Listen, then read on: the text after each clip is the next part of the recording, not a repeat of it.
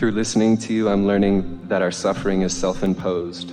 Every time. I want to break that cycle and live as my true, wealthy, and happy self. Can you help me to feel how Source feels, and also to feel what it will be like when my biggest dreams manifest? Well, you know, we're going to start right there. You can continue in a moment with whatever else is there, but I want to start there because you hit right on what's really hot on our plate these days. And that is that through what you've been living, you have put ingredients in your vortex, ingredients for creations that you can't yet see from where you are, but that are there, ready for your realization. So when you are in the state that you are in, where you are feeling appreciation for what's going on, that's the perfect place to be for a steady escalation and expansion of more and more and more. But we want to remind you, you don't ever want to get it all done. In fact, you can't, because with each piece of wonderful desire that comes into focus for you, you also accomplish a whole new vantage point with a whole new set of vibrational contrasting experiences, which cause you to continue to put more and more refined desires into your vortex. And so you just never ever get it done. We'll hear more from you. Yeah. Basically, can you bring me to that place of what it's going to feel like? Well, the thing that we want you to hear is that we can, but we don't want to.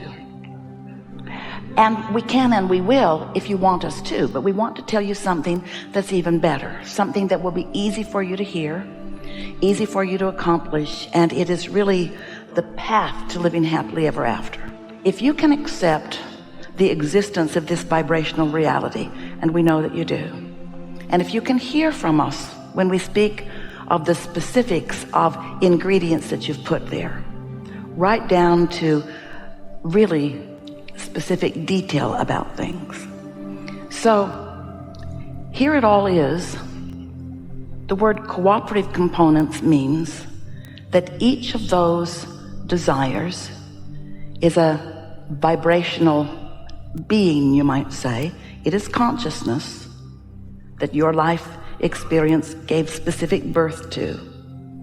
And now those consciousnesses, we know we're out there, but stay with us. And if you grasp this, you will be a master of creation forevermore.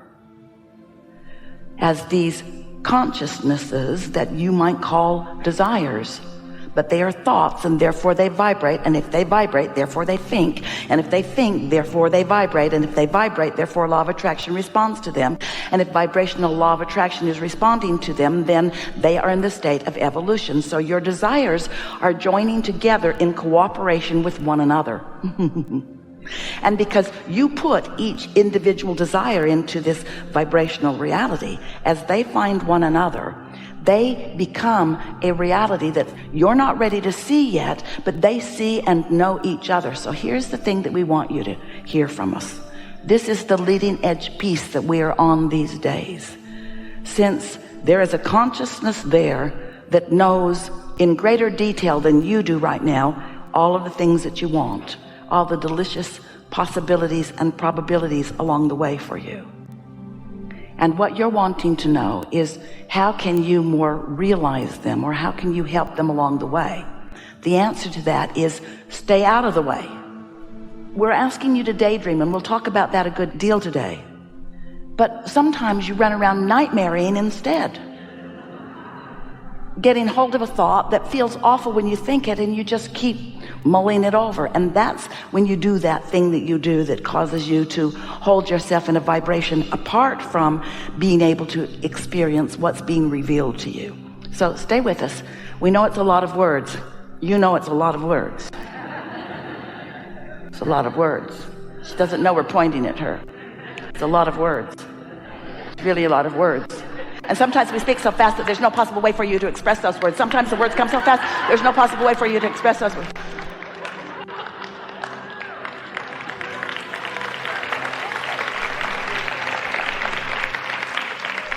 We feel great appreciation for this.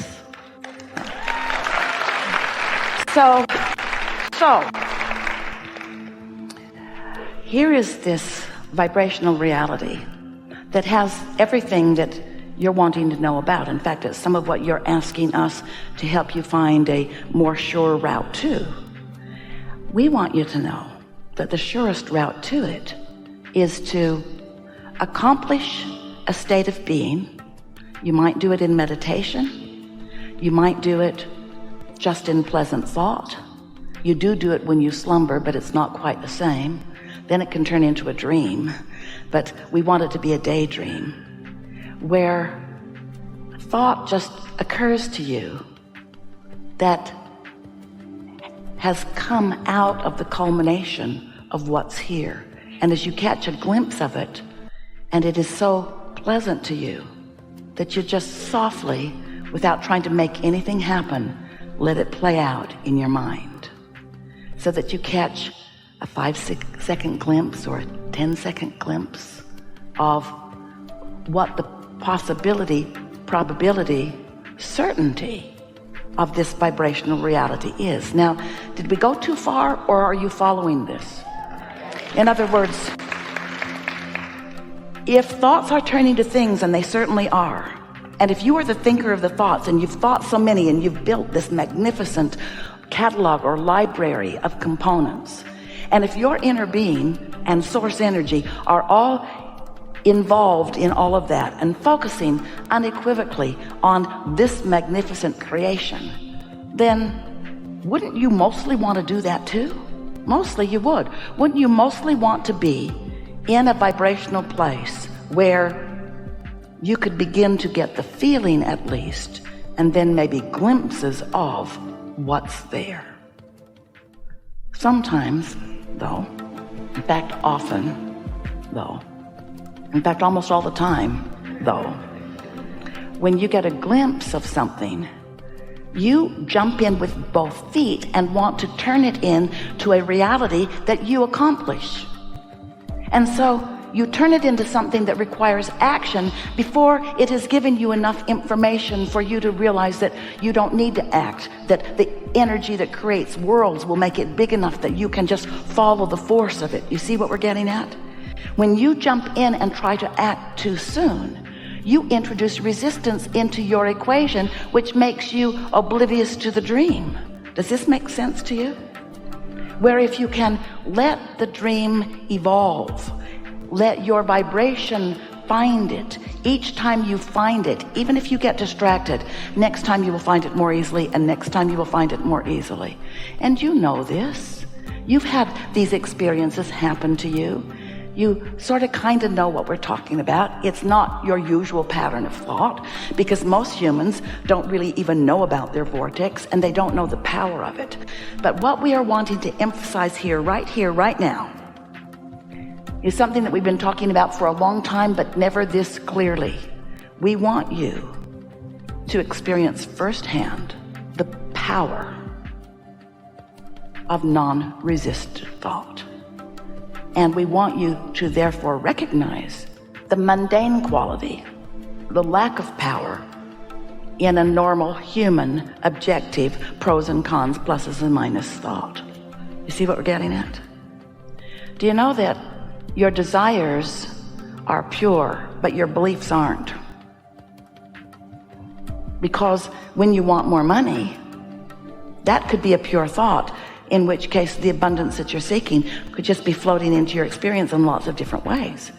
But your awareness of your now reality, your awareness of how much money is in your bank account, or your awareness of how others around you are or have lived, those thoughts contradict this pure thought of abundance. And so you aggravate your own vibrational state of being with something that you think is objective, and most humans would say to you is a good idea, because they don't want you to go off the deep end and daydream your way through life. But we do, because we know the power of non-resistant thought. We also know the value of your contrasted thought. We know the value of step one of the process. We know it's important for you to know what you don't want, and you got to think about that. You got to think about what you don't want before you can launch the rocket of desire about what you do want. So you say, well, you all, Abraham, non-physical, whoever you are, you have us in a sort of bind here, because We're here exploring contrast for the purpose of taking thought forward. How do we keep from getting stuck in that contrast? And we say, be aware of it. And if we were standing in your physical shoes, so if you've been listening to us for a little while, step one is ask, and contrast helps you do that. And creation comes from that. That's what puts the stuff into your vibrational reality. Step two is source answers your request. Someone should write that book, Ask and It Is Given. Because it is real. When you ask, there becomes a vibrational reality, and source gives undivided, which means non-resisted attention to what you're asking for. And the powerful law of attraction then gathers all the cooperative components of other non-resisted powerful thoughts. And that's why your vortex is such a powerful thing. Step three is you've got to find some way of getting out of step one, which means you got to find some way of getting out of step one, which really means you've got to find some way of getting out of step one. But you're oriented towards step one because that's where the struggle is, and that's where the monuments come from, and that's where all the sacrifice comes from, and blood gets a lot of attention. But you got to find some way of getting out of step one, which means you got to get into the receiving mode. And when you're in the receiving mode, then your vibrational reality can begin to occur to you in its whatever form you're ready to realize. If we could convince you today of the existence of this vibrational reality, this vortex, if you really believed us, things that you want would begin pouring into your experience in such frequency and abundance that those around you would think that something freaky had happened to you. Don't worry, you're not ready for that. Because while you accept it conceptually, you haven't yet mastered the feeling of alignment with it. But when a daydream occurs just for a moment, and it's just blissful about some experience, and it's a what you want and why you want it, but you are not yet trying to fill in how, where, when, and who, which always complicates it by adding resistance to it. As you catch these glimpses and just savor them. Now, we don't want you to learn to do this so that you can make wonderful things happen. Although, as you learn to do this, you will cause wonderful things to happen. But we don't want your motive to be, this is how I get wonderful things to happen. We want your motive to be, this is who I am. This is how I am supposed to feel. This is me in sync with the power of the universe, feeling no need to apply effort, no need to justify my worthiness, no need to defend against anything. Just me, naturally me, standing in this blessed place of acknowledging the beauty and blessedness of my being and getting to realize it and enjoy the realization of it. Oh, you know, those positive emotions that you feel sometimes, that's you in sync with your inner being and feeling what your inner being is feeling in that moment. That's you tuned in, tapped in, turned on. That's you in your true, full power. And friends, nothing less than that will do for you. But that does not mean that you should never be back in step one. Of course you should. Of course you will be back in step one. But you know, let's put some practical human comparison to this. If we were standing in your physical shoes, knowing what we know and knowing what we know about you and why you're here, we would allot 1% of our experience to the struggle of life where we're launching desires. 1%. And the other 99% we would be daydreaming. The other 99% would be basking, would have our feet in the river, would be floating on the sea, would be making love, we would be eating something delicious, we would be focused upon the beauty of nature and what is around, we would be daydreaming about any of those things, we would be sitting in a closet with no external awareness of anything, and our mind would be going to those kinds of places. Not because we need to create, but because that